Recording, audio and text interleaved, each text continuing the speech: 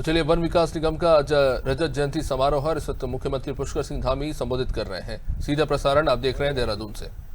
Economy का तो बहुत महत्वपूर्ण है ही है, उसके साथ साथ हमारी इकोलॉजी के लिए भी महत्वपूर्ण है।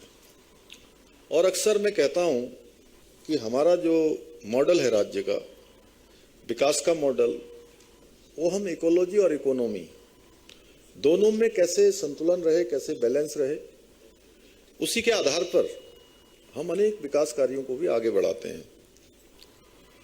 आज का ये दिन उपलब्धियों को याद करने के साथ साथ इन वर्षों में एक संस्थान के रूप में जो हमें बहुत सारी उपलब्धियां प्राप्त हुई हैं, उसका तो ये उत्सव है ही है।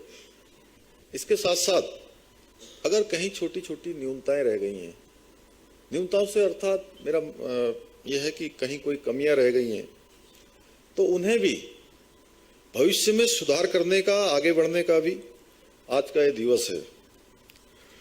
घने जंगल, हिमालय के ऊंचे ऊंचे शिखर, विशाल ग्लेशियर, पवित्र नदियां और समृद्ध जैव विविधता, ये सब हमारे उत्तराखंड की जो अमूल्य धरोहर है।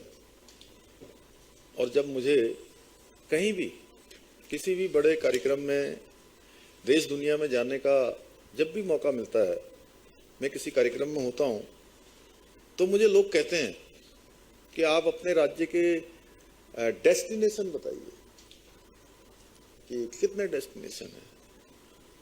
तब मैं कहता हूं कि हमारे राज्य के जो प्रमुख डेस्टिनेशन हैं, जो प्रचलित हैं, उनको तो आप सब जानते ही होंगे।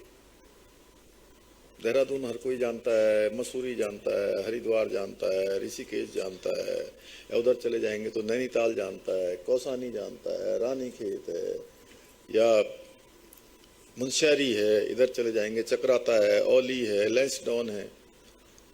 एक कुछ डेस्टिनेशन है, हमारे चारों धाम है, पवित्र हेमकुंड साहब है, आदि कैलाश है, अनेक धार्मिक स्थल, माँ पूर्णागिरी मैया से लेकर अनेक स्थान है।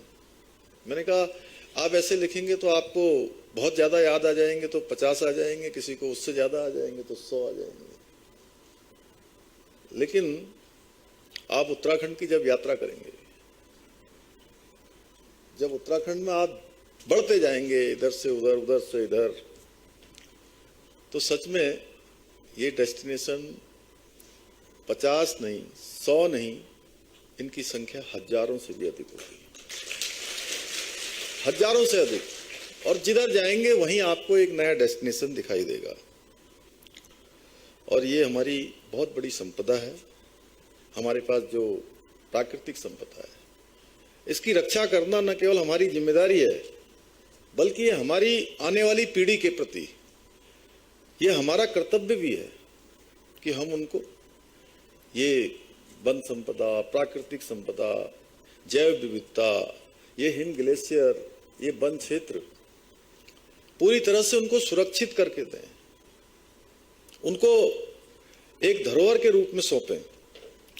क्योंकि ये हमारी प्राकृतिक धरोहरें केवल राज्य के आर्थिक विकास के लिए नहीं, बल्कि हमारी लोक संस्कृति के लिए, लोक परंपरा, इसके लिए भी एक महत्वपूर्ण अंग है।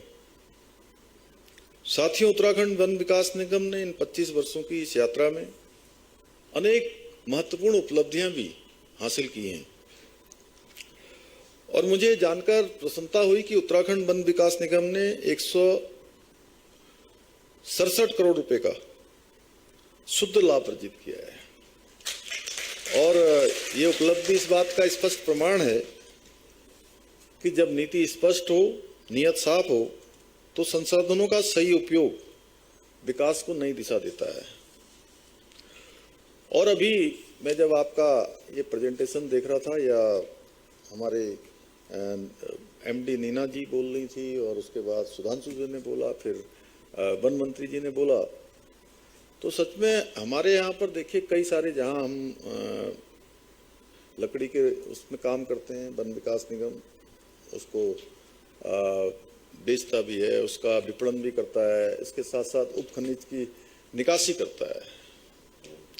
और दोनों ही काम वन मंत्री जी ने अभी बताया कैसे बड़े उसके